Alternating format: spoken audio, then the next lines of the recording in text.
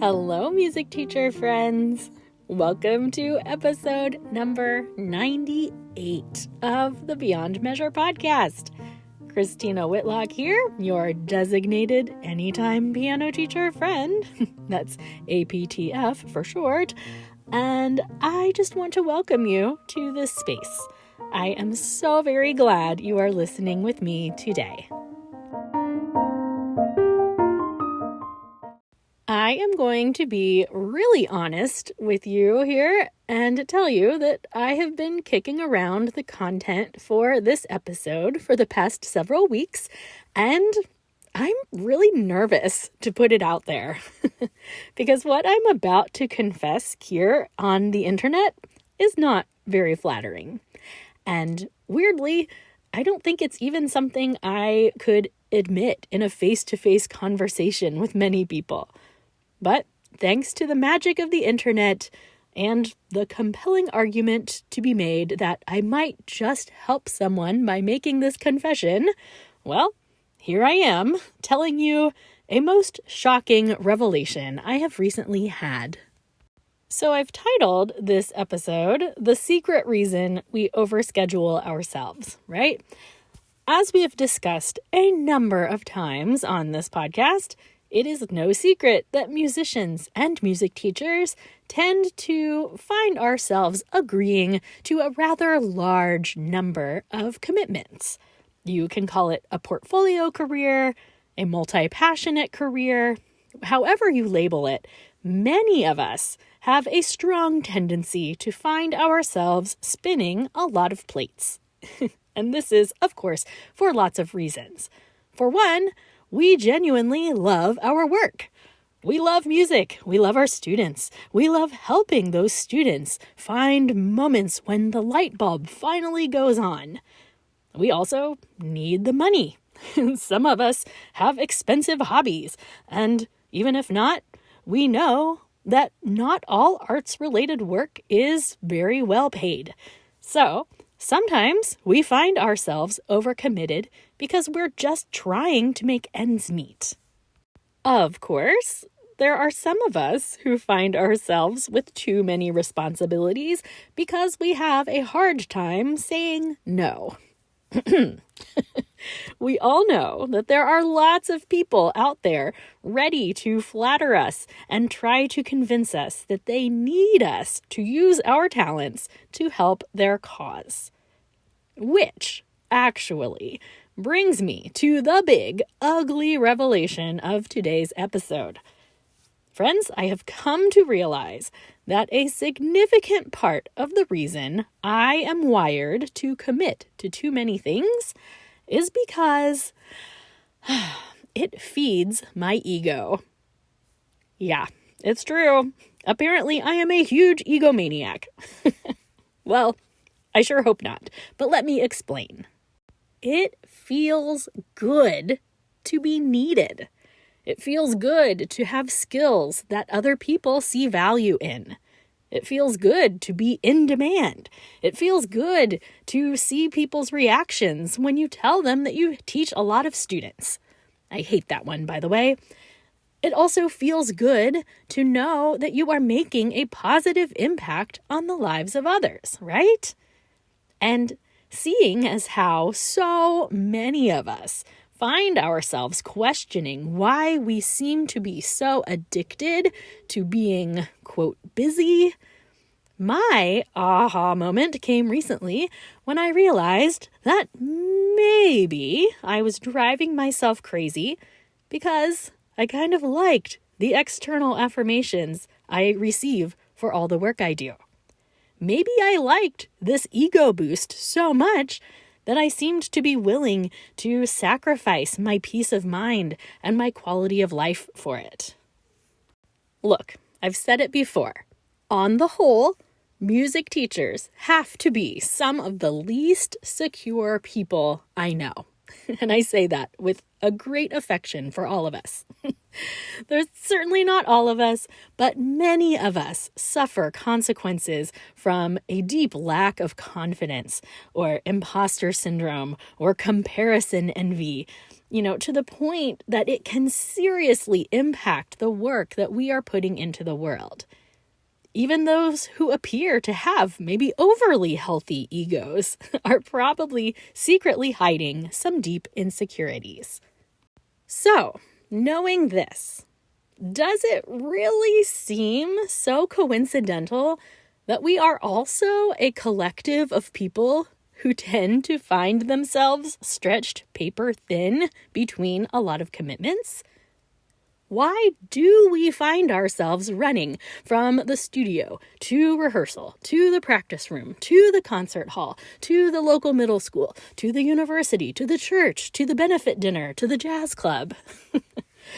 What if I told you, on some level, some of us find ourselves consistently in over our heads because we like the ego stroke that we get from being the hero and racking up the numbers of people and organizations who have become endeared to us because of the work we do for them? Whew, it's a lot to take in, right? I warned you, this is not flattering. But here's the real reason I'm making such a brutal confession on the airwaves today.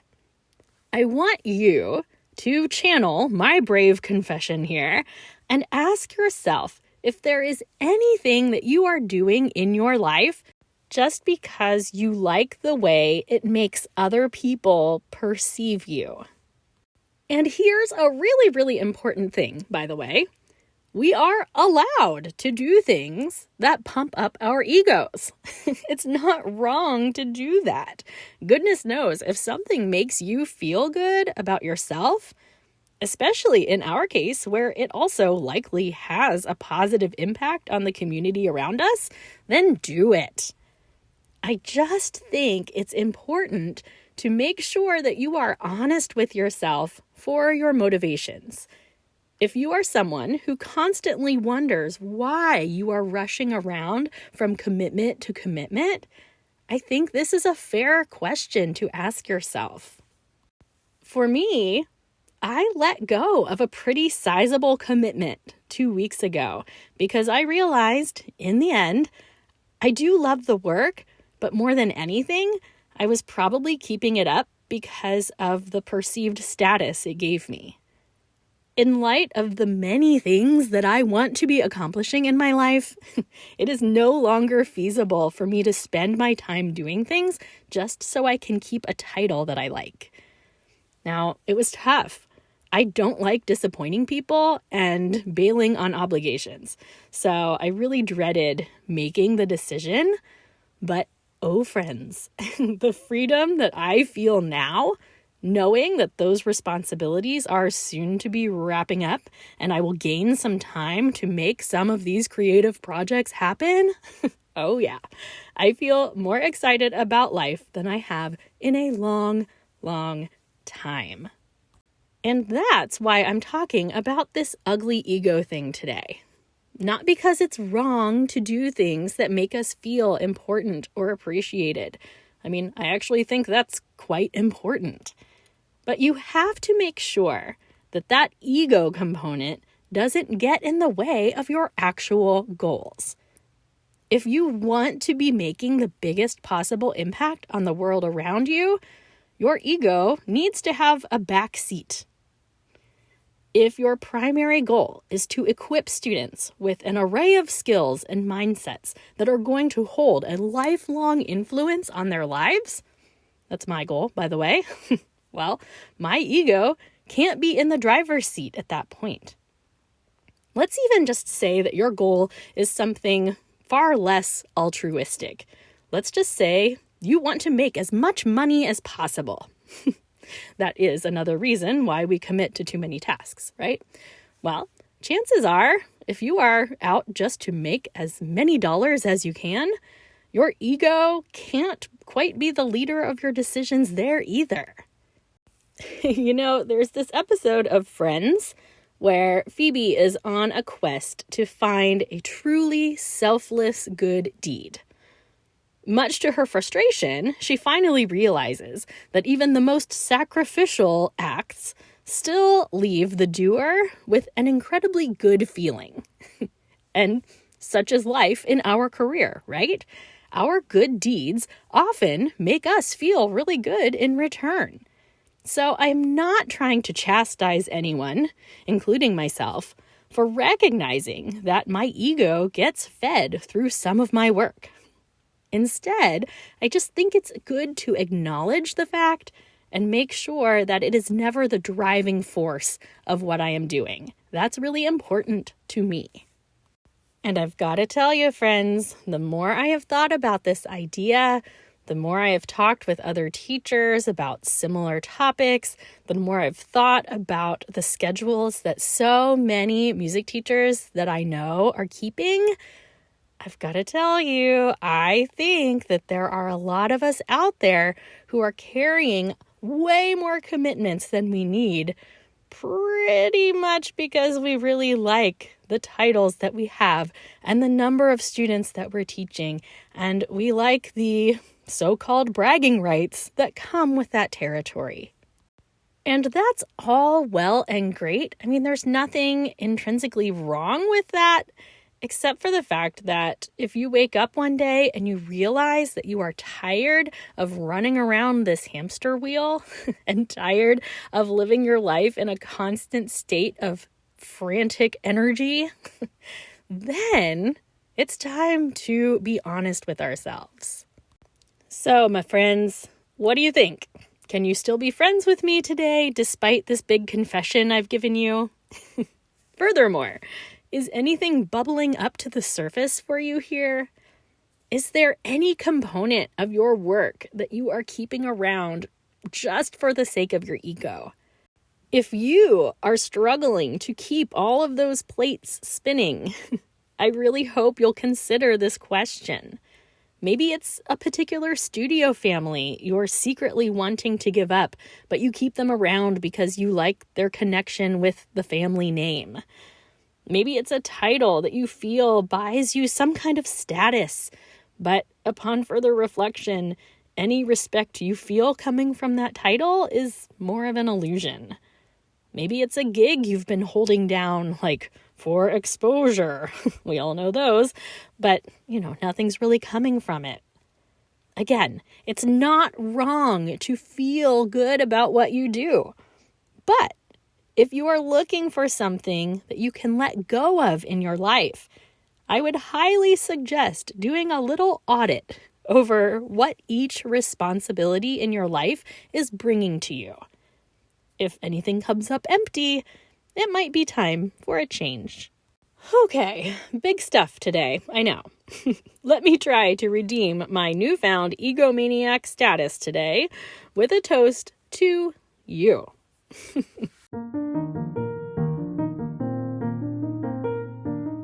Music teacher friends from all over the world, ours is a complex art. The ups and downs of the musician life, combined with the exhaustive aspects of teacher life.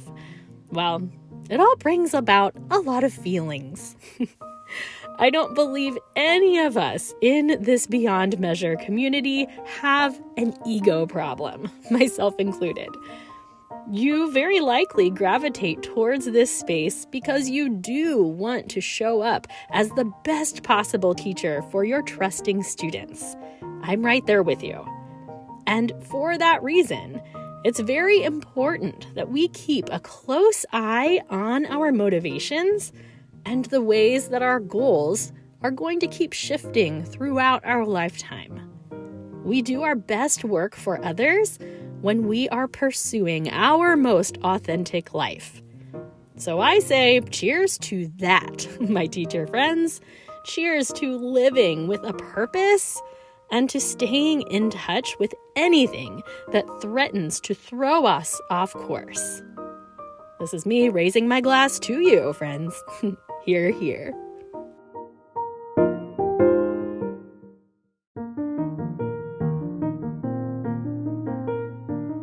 And that is episode 98.